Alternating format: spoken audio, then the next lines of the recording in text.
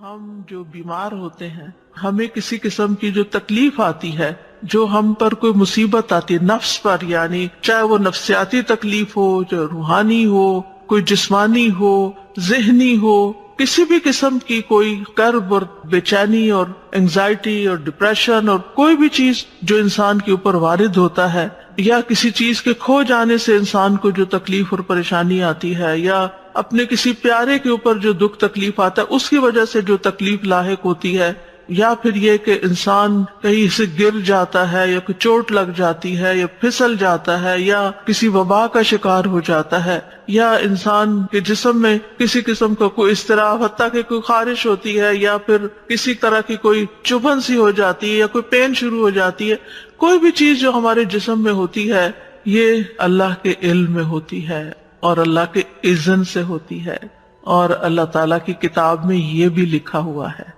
کہ کس انسان کو کس وقت کیا لاحق ہوگا، اور پھر اللہ تعالیٰ کو یہ بھی پتا ہے کہ وہ اس وقت کس طرح ریاکٹ کرے گا، اور یہ جو ریاکشن ہو جاتا ہے پھر یہ ہمارے اعمال نامے میں لکھ لیا جاتا ہے، اور پھر اس کے مطابق ہمیں جو بھی بدلہ ہوگا وہ دیا جائے گا۔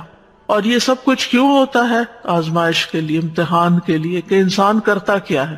یعنی اگر آپ کسی بھی چیز کو آبزرو کریں، بعض اوقات ہوتا ہے نا کہ کسی پیٹ کو آپ دیکھتے ہیں یا کوئی کیڑا مکوڑا دیکھتے ہیں تو آپ آبزرویشن شروع کر دیتے ہیں کہ اچھا میں اس کی طرف یہ چیز پھینکتی ہوں یا میں اس کو چھیڑتی ہوں تو یہ کرتا کیا ہے، تو پھر آپ کہتے ہیں یہ ادھر جائے گا، یہ یوں کرے گا، یوں کرے گا، تو آپ اس کو دیکھ دیکھ کے ایک طرح سے بعض اوقات انجوائے کر رہے ہوتے ہیں۔ تو ہم سب اسی طرح کیڑے مکوڑوں کی طرح زمین پر جو بھی اچھے برے ایکشن کر رہے ہیں نا وہ اللہ سبحانہ تعالیٰ کی نظر میں ہے۔ کسی ہمارے ایکشن پہ اللہ تعالیٰ خوش ہوتے ہیں اور کسی ہمارے ایکشن پہ اللہ تعالیٰ ناراض ہوتے ہیں، لیکن بہرحال وہ سب کچھ اس کے علم میں کچھ بھی چھپا ہوا نہیں۔ اور پھر اللہ تعالیٰ نے ہمارے اوپر فرشتے بھی مقرر کر رکھے ہیں، وَإِن كُلُّ نَفْسٍ لَمَّا عَلَيْهَا حَافِظٌ، کوئی جان ایسی نہیں جس پر ایک نگران نہیں کھڑا، وہ دیکھ رہا ہے کہ یہ کرتا کیا ہے انسان، اور پھر کرامن کاتبین لکھے چلے جا رہے ہیں اچھا برا جو بھی ہم کرتے ہیں۔ تو یہاں پر فرمایا الا فی کتاب من قبل ان نبرأها، وہ ایک کتاب میں لکھا ہوا ہے اس سے پہلے کہ ہم اس کو پیدا کریں۔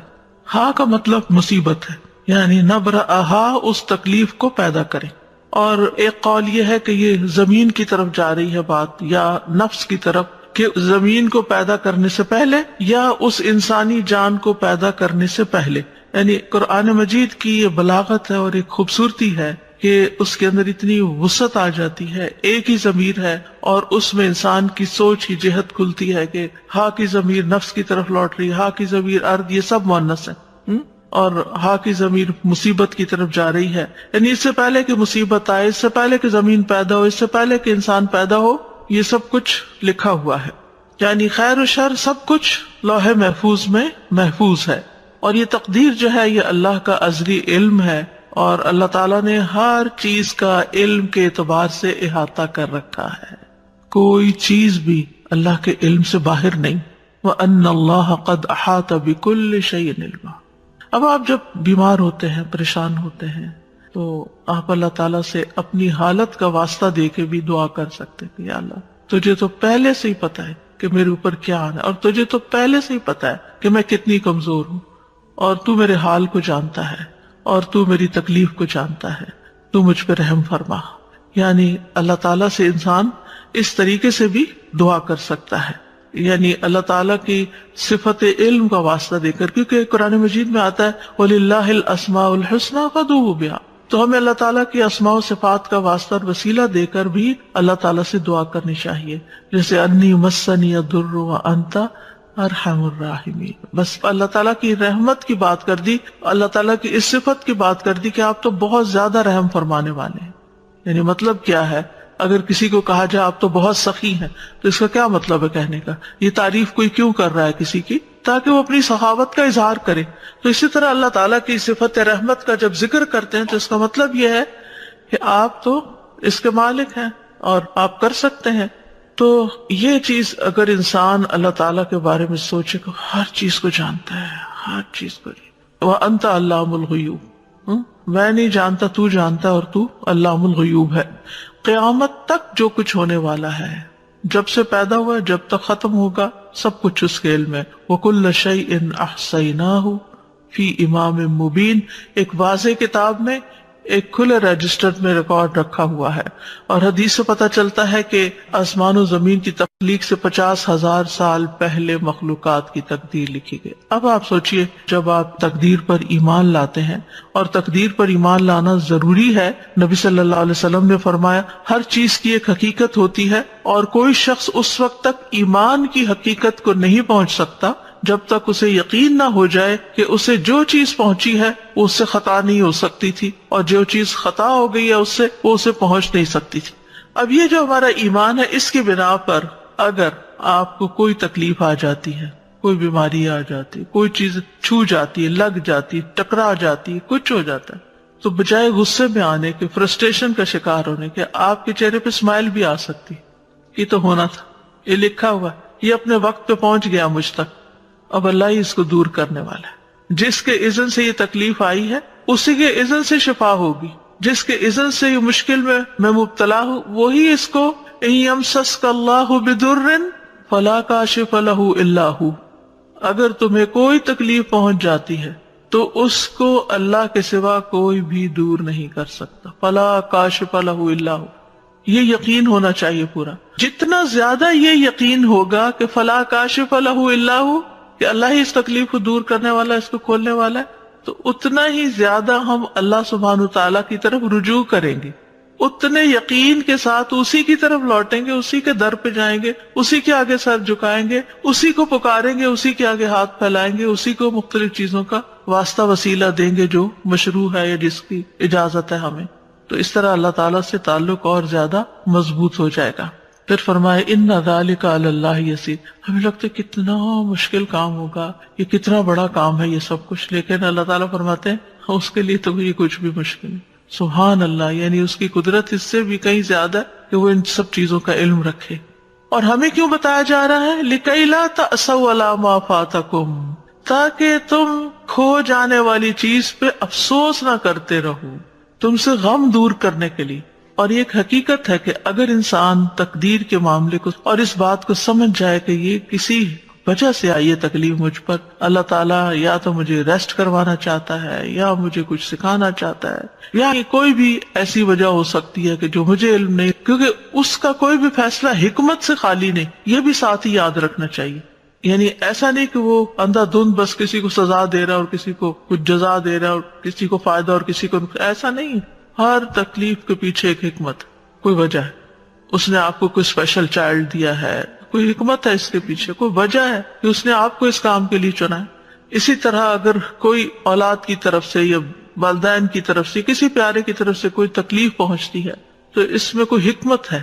تو اگر انسان ایمان لے آئے تقدیر پر تو پھر غم ہلکا ہو جاتا ہے۔ وجہ بتا دی گئی کہ لِكَيْ لَا تَأْسَوْا، تاکہ تم افسوس نہ کرتے رہو، غمگین نہ رہو، عَلَىٰ مَا فَاتَكُمْ، جو تم سے فوت ہو گیا، یعنی جو تم سے چلا گیا، تمہاری صحت چلی گئی، تمہاری جوانی چلی گئی، تمہاری ہمت چلی گئی، تم سے کام کا چانس چلا گیا، اللہ کو یہی منظور، آگے موو فارورڈ، آگے چلو، آگے چلو۔ جو کھونا تھا ہو گیا، اب اس کے پیچھے جان ہلکان نہ کرو، جو ہونا تھا ہو گیا، اب اپنی زندگی کو آگے لے جاؤ، آگے کی طرف دیکھو، اچھی امید رکھو اور حوصلے میں رہو، کیونکہ یہ تو ہونا ہی تھا۔ کیونکہ انسان ہمیشہ عافیت میں نہیں رہ سکتا، ہمیشہ خوشحالی میں نہیں رہ سکتا، ہمیشہ رزق کی فراوانی میں نہیں رہ سکتا، یہ کمی بیشی ہوگی۔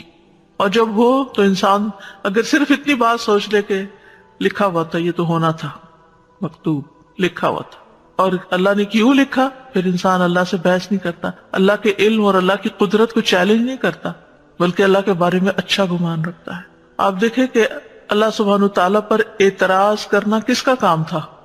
جانتے ہیں نا ہم، یہ شیطان کا کام تھا۔ تو پھر ہم کتنے مزے سے مختلف چیزوں پر اعتراض شروع کر دیتے ہیں، واضح طور پر شیطان کے نقش قدم پر چل رہے ہوتے ہیں، واضح کلیئر کہ اللہ نے میرے ساتھ ایسا کیوں کیا، وائی می، یہ کیوں ایسا کیا۔ یہ آپ یاد رکھیں کہ یہ کیا ہے، یہ دراصل شیطان کے قدموں پر چلنا ہے، اس کی پیروی کرنا ہے، اس کے پیچھے جانا ہے۔ اور پھر دوسرا رویہ جو شیطانی رویہ ہوتا ہے، انا خیر منہ، وہ کیا ہے، تکبر والا۔ اور یہ تکبر والا رویہ یہ بھی اللہ کو ناپسند، یہ دونوں شیطانی رویے اللہ کو ناپسند ہے۔ وَلَا تَفْرَحُوا بِمَا آتَاكُمْ، اس پہ مت خوش ہو، مت اتراؤ، مت اکڑو جو اللہ نے تمہیں دیا ہے. یعنی اپنی کسی بھی اسکل پر، اپنی کسی ذہانت پر، اپنی کسی قابلیت پر، اپنے کسی کارنامے پر، اپنی کسی کامیابی پر. کیونکہ عام طور پر کیا ہوتا ہے، یعنی ذرا سے دوسروں سے کوئی بہتر کام کر لیتے ہیں تو پھر ہم دوسروں کو حقیر سمجھنا شروع کر دیتے ہیں. میں اس سے بہتر ہوں، مجھے زیادہ اچھا پکانا آتا ہے، مجھے زیادہ اچھا پڑھانا آتا ہے، مجھے زیادہ اچھا فلاں کام آتا ہے. یعنی کوئی بھی جو کام اپنی چاہے قابلیت ہو، یا میرے پاس یہ زیادہ اچھا ہے، میرے بچے زیادہ خوبصورت ہیں، میرے بچے زیادہ پڑھے لکھے ہیں، میرا گھر زیادہ اچھا ہے، میرا یہ، یعنی انسان کو جتنی بھی نعمتیں ملی ہیں پھر انسان ان پر اترائے نہیں، فخر نہیں کرے. اور اترانا کیا ہوتا ہے اور تکبر کیا ہوتا ہے؟ دوسروں کو حقیر سمجھنا. اپنی خوشی کا اظہار منع نہیں ہے کہ اللہ کا شکر ہے اللہ نے دیا. اگر اللہ نے دیا، اچھا لباس آپ نے پہنا ہے، اچھا گھر بنایا ہے آپ نے، اچھی گاڑی خریدی ہے آپ نے، کوئی حرج نہیں. کل بھی ہم نے حدیث پڑھی تھی کہ ایک نیک انسان کے لیے مال جو ہے وہ نقصان دہ نہیں ہے، کیونکہ وہ ہر چیز پر اللہ کا شکر ادا کرتا رہے گا اور ان نعمتوں میں دوسروں کو شریک کرتا رہے گا، ان نعمتوں کو پا کر خیر اور بھلائی کے کام کرے گا. انسان یاد رکھے کہ اس دنیا میں انسان کو نعمتیں بھی ملیں گی اور تکلیف بھی آئے گی، لیکن ہر حال میں مطلوب اور مقصود کیا ہے کہ انسان اللہ کا بندہ بن کر رہے. اکرمہ ابن عباس سے روایت کرتے ہیں کہ وہ اللہ کے فرمان اسی آیت کے بارے میں کہتے ہیں کہ ہر شخص غمگین ہوتا ہے اور خوش ہوتا ہے، لیکن مومن اپنی مصیبت پر صبر کرتا ہے اور خوشحالی پہ شکر کرتا ہے. اس آیت میں ایک بات یاد رکھیں کہ اس کا یہ مطلب نہیں کہ اگر ہر چیز لکھی ہوئی ہے تو انسان کوشش نہ کرے. نہیں، کوشش بھی کرنا اللہ کے اذن سے ہے اور اللہ کا حکم ہے اور ہمیں اس پر ابھارا گیا ہے. وَأَن لَيْسَ لِلْإِنسَانِ إِلَّا مَا سَعَىٰ، کہ تمہیں کوشش کرنا، کیونکہ ہمیں تو نہیں پتا نا آگے کیا لکھا ہوا ہے، ہمیں نہیں پتا. تو ہمیں جو نعمتیں ملی ہیں اور جو وسائل ملے ہیں اور جو جسمانی قوت ملی ہے اس کے ساتھ اس دنیا میں رہتے ہوئے احرص علی ما ینفع، جو چیزیں فائدہ دیتی ہیں ان کی حرص کرے. انسان اپنی صحت کا خیال رکھے، انسان اپنے لیے وہ تمام وسائل اختیار کرے، چاہے ایکسرسائز ہے، چاہے بریدنگ ہے، چاہے ہیلدی ڈائٹ ہے، یا جو بھی، یا پھر اگر بیمار ہوتا ہے تو علاج کرتا ہے. تو یہ انسان کے پارٹ پر ہے اور اس کو کرتے رہنا چاہیے. لیکن کچھ چیزیں کرتے رہنے کے باوجود بھی الٹ ہو جاتی ہیں تو وہ پھر انسان کو یہ یاد رہے اس وقت کہ یہ ہونا تھا. کیونکہ انسان اس وقت زیادہ پشیمانی کا شکار ہوتا ہے، میں تو اتنی زیادہ کیئرفل ہوں اپنے ڈائٹ کے بارے میں نے تو کبھی شوگر استعمال نہیں کی تھی، یہ مجھے یہ بیماری کہاں سے آ گئی، اور یہ نہیں، یہ لکھا تھا. اس کی حکمت اللہ کو پتا ہے کہ اس نے آپ پہ یہ بیماری کیوں بھیجی اور اس کے ذریعے آپ کو کیا سکھانا تھا، یا اس کے ذریعے آپ کے کتنے درجات بلند کرنے تھے. تو یہ اللہ تعالیٰ کو پتا ہے. ہمیں کیا کرنا ہے؟ احتیاط بھی برتنی ہے بیماری سے بچنے کے لیے، اور اگر آ جائے تو علاج بھی کرنا ہے، اسباب اختیار کرنے ہیں، لیکن اس سارے آزمائش کے عرصے میں اللہ سے راضی رہنا ہے. واللہ لا يحب كل مختال فخور، اللہ تعالیٰ کسی ایسے بندے کو پسند نہیں کرتا جو اپنے عمل میں غرور کرے اور اپنے قول میں فخریہ زبان استعمال کرے، فخر کرے. یعنی عمل میں ایسا لباس پہنے جو گھسیٹ گھسیٹ کے چلے، یا ایسی چال چلے، اور پھر یہ کہ باتوں میں ایسی ایسی باتیں کرے کہ جو دوسروں کو ہرٹ کرنے والی ہوں، شیخی بگاڑنے والی ہوں. تو بے صبرا کرنے والا غم اور سرکش کرنے والی خوشی جو ہے، ان دونوں کی ممانعت کی گئی ہے. ابو بکر صدیق رضی اللہ عنہ کے پاس جب زیادہ مال لایا گیا، آپ کو معلوم ہے کہ نبی صلی اللہ علیہ وسلم کے زمانے میں فتوحات کا سلسلہ شروع ہو گیا تھا، بہت سی جگہوں سے غنائم وغیرہ آ رہے تھے. حضرت ابو بکر کے زمانے میں اور زیادہ بڑھ گیا، حالانکہ صرف 2 سال ہی تھے. تو جب زیادہ مال آیا آپ کے پاس تو انہوں نے کہا، اے اللہ، ہم طاقت نہیں رکھتے مگر یہ کہ ہم اس بات پر خوش ہوں جو تو نے ہمارے لیے مزین کیا ہے. یعنی ہمیں مال اچھا لگتا ہے، کوئی چیز ملتی ہے تو ہمیں خوشی ہوتی ہے. تو اب یہ ہے کہ کیا وہ کوئی بری چیز تھی یعنی جس کا وہ ذکر کرے؟ نہیں، وہ اس بات کا ذکر کرے کہ اللہ یہ ہمارے اندر آپ نے رکھ دیا ہے کہ زین للناس حب الشہوات من النساء والبنین والقناطیر یہ مال کی محبت ہمارے اندر رکھ دی گئی اور ہمیں اس سے خوشی بھی ہوتی ہے. تو مطلب یہ ہے کہ اس سے مراد وہ خوشی ہے، اس طرح خوش ہونا منع ہے کہ جو انسان کو تکبر اور سرکشی کی طرف لے جائے. ورنہ مال کے ملنے پر، نعمت کے ملنے پر، اپنی پسند کی چیز ملنے پر انسان کو کبھی بھی غمگین نہیں ہونا چاہیے بلکہ خوش ہونا چاہیے. اور یہ خوشی کرنا کوئی بری بات نہیں ہے. یعنی خوشی کے موقع پر خوش ہونا اس میں کوئی برائی نہیں ہے، کیونکہ کچھ لوگ ایسے ہوتے ہیں ہر وقت بس ایک ایسی حالت میں رہتے ہیں کہ نہ کسی خوشی کے موقع پہ خوش ہوتے ہیں، نہ کسی غم کے موقع پہ غمگین ہوتے ہیں کہ وہ نیک پارسا نہیں۔ خوشی کی کوئی چیز ہے، کوئی نعمت ملی، خوشی کا اظہار کرے، فَأَمَّا بِنِعْمَةِ رَبِّكَ فَحَدِّثْ، بس لمٹ کے اندر، اس سے اوپر نہیں جانا کہ تکبر یا شیخی بگاڑنا شروع ہو جائے یا آپ دوسروں کو نیچا کرنا شروع کر دیں، یہ نہیں ہونا چاہیے۔